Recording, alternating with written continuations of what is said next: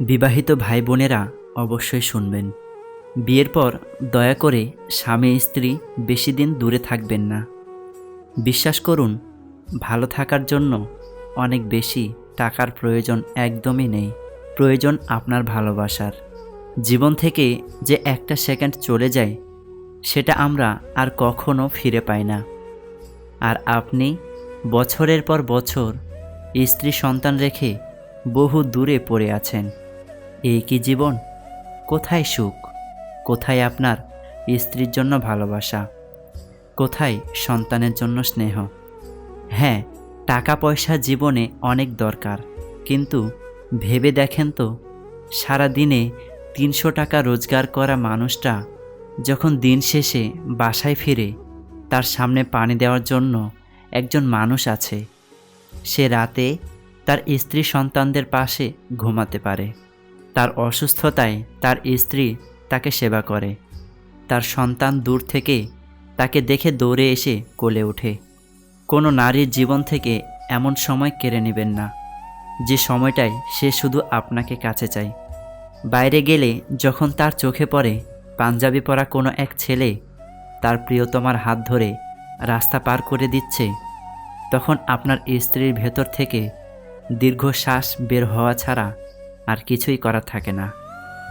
আপনি সারাদিন মাথার ঘাম পায়ে ফেলে টাকা রোজগার করে বউকে দামি শাড়ি আর গহনায় পরিয়ে গেলেন, কিন্তু যে সময়গুলো আপনারা হারিয়েছেন সেটা আর আসবে না কোনো দিন। উত্তপ্ত প্রেম টাকার তলায় চাপা দিয়ে দিলেন। আপনার সন্তান যখন রাস্তায় দেখে কোনো বাবা তার ছেলেকে রঙিন বেলুন কিনে দিচ্ছে, তখন সে আপনাকে খোঁজে। সন্তান যখন দেখে তার বয়সী বাচ্চা তার বাবার হাত ধরে মাদ্রাসা বা স্কুলে যাচ্ছে, তখন সে আপনাকে খুব মিস করে। সন্তানের জন্য মাসে এত 1000 টাকা না পাঠিয়ে হাত ধরে মাদ্রাসা বা স্কুলে দিয়ে আসুন। সে আপনার আদর্শে বড় হবে। তখন সে আপনার কাছে 5 টাকার প্রয়োজনে 10 টাকা চাইবে না, বরং 10 টাকার কাজটা 5 টাকায় মিটমাট করার চেষ্টা করবে। কাজের চাপে আপনি সারাদিন বউকে মনে করার তেমন সময়ও পান না অনেক সময়। এদিকে দুপুরের নাওয়া খাওয়া শেষ করার পর আপনার স্ত্রীর অলস বিকেলে আর সন্ধ্যা নেমে আসতে চায় না। জানালা দিয়ে সে বাইরে তাকিয়ে দূরের ওই নীল আকাশে রং বেরঙের কত কি দেখে। দেখে না শুধু আপনাকে। মাঝরাতে ঘুম ভাঙার পর বাম পাশে আপনাকে না পেয়ে বুকে আকাশ সমান বোঝা নিয়ে আপনার স্ত্রী ঘুমিয়ে যায়। এভাবেই আপনার বয়স 50 পেরিয়ে যাবে। স্ত্রীর চোখ ধূসর হয়ে আসবে। হলো না আর আপনাদের কদম হাতে বৃষ্টিতে ভেজা, আর হলো না আঁকাবাঁকা রাস্তায় পা মিলিয়ে সামনে হাঁটা। হলো না সন্তান বুকে নিয়ে ঘুমানো।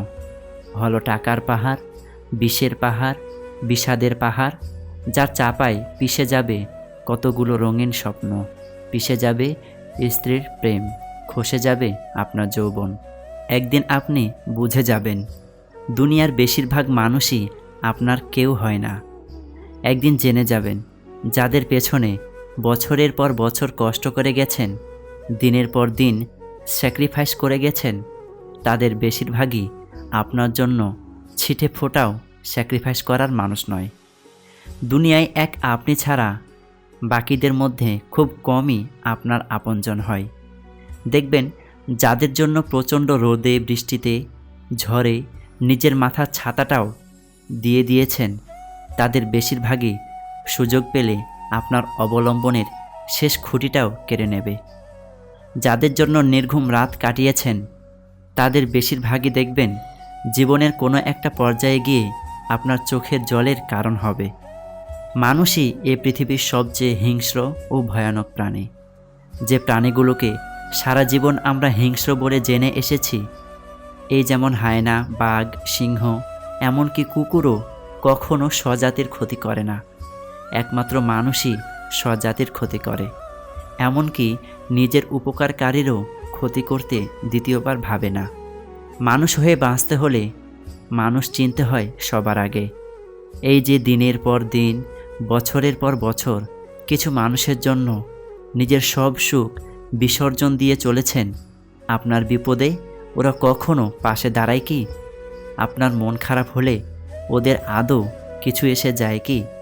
ওদের মনের মতো করে চললে আপনার খাবে, আপনার পড়বে, তারপরও ওদের কাছে আশ্রয় মেলে কি? মানুষ না পালন করে বরং কুকুর বেড়াল পালন। আপনার মাথার উপর ছাদ না থাকলেও, সহজে চলে যাওয়ার মতো সুযোগ থাকলেও, হাজার অপশন ত্যাগ করে ওরা আপনার সঙ্গে থেকে যাবে। কিন্তু মানুষ চলে যায়, সত্যি ভুলে যায়। মানুষ বড় বেঈমান, অকৃতজ্ঞ। সত্যি সবশেষে দেখলাম, আমি যারে মানুষ ভাবি তারা আমারে মানুষ ভাবে না। একজন পুরুষ মানুষের ভালোবাসা দেখা যায় না, যেটা দেখা যায় সেটা শুধুমাত্র তার দায়িত্ববোধ। যে মানুষটা নিয়ম করে রোজ আপনার খোঁজ খবর রাখে, আপনি খেয়েছেন কিনা, আপনার শরীর ভালো আছে কিনা, এমন প্রশ্নগুলো যদি বরাবরই আপনার কাছে করেই যায়, তাহলে সেই মানুষটার সবটা জুড়ে শুধু আপনিই থাকবেন। যে লোকটাকে আপনার শাড়ি খোপার ফুল মুগ্ধ করল না, অথচ সে কিনা শুধু আপনার জন্মদিনের তারিখটা মনে রেখে আপনার পছন্দের চুড়ি, ফুল ও টিপের পাতা আনে, সে মানুষটা আর যাই হোক আনরোমান্টিক না। আপনি সারাদিন অনলাইনে না থাকলে যে বাহানা করে আপনার কণ্ঠস্বর শুনতে চায়, ফোন করে আপনাকে অহেতুক রাগিয়ে দেয়, সে আপনাকে অবহেলা করে না, বরং প্রচণ্ড মিস করে, শুধু বলতে চায় না। এমনকি বলতে পারে না ভালোবাসি তোমাকে।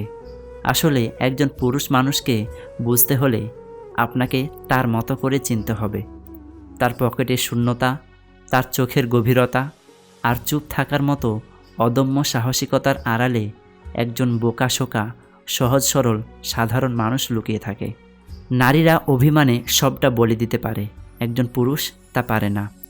সে শুধু চুপ করে সবটা শুনে যাবে, কারণ পুরুষ ভালোবাসতে কার্পণ্যবোধ করলেও দায়িত্ব পালনে অবহেলা করে না।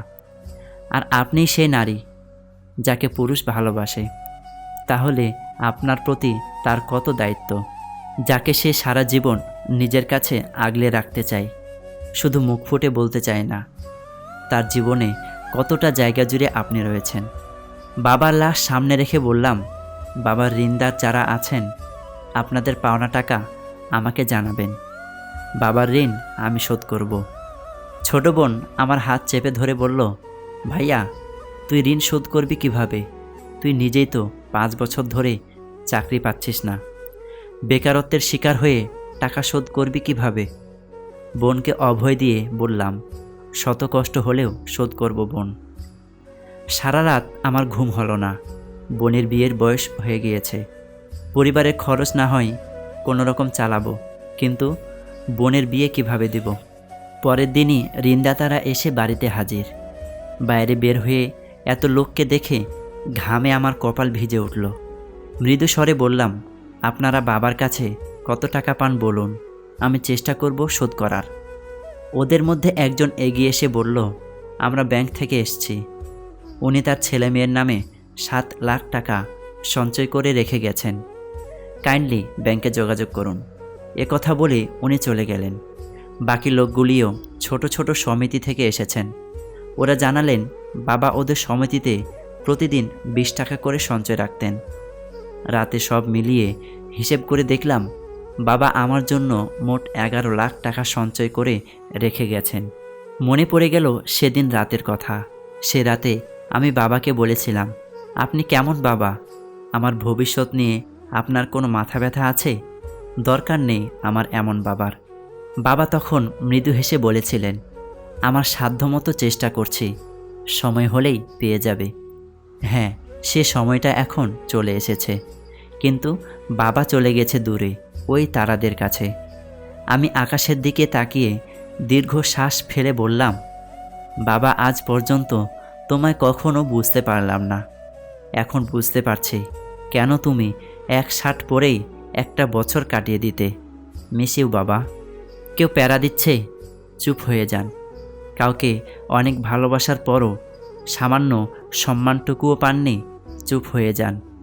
কোনো মানুষ আপনাকে অনেক অপমান করেছে, চুপ হয়ে যান। কেউ আপনাকে নিয়ে তুমুল মিথ্যা দোষারোপ করছে, চুপ হয়ে যান। কেউ বিশ্বাসঘাতকতা করছে, চুপ হয়ে যান।